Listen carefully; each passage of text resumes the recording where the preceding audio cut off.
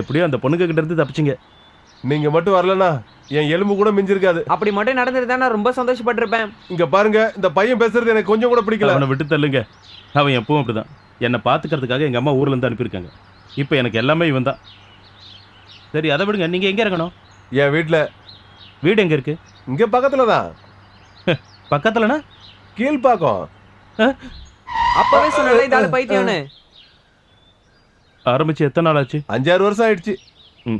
வேற ஏதாவது பிரச்சனை இருக்கா? இருக்கே, அங்க ஒருத்தருவேன்.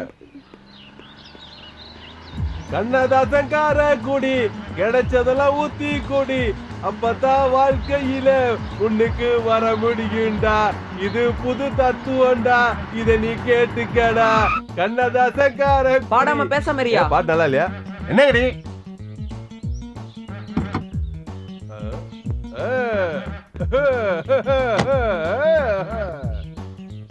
என்னடா போறாங்க? கொஞ்சம் என்ன பரவாயில்ல, இது டூ மச்சால இருக்கு. கத்தியால குத்த வரான். இன்னும் எதுக்காக நின்னுட்டு இருக்கீங்க? போய் அவரை கூட்டிட்டு போங்க.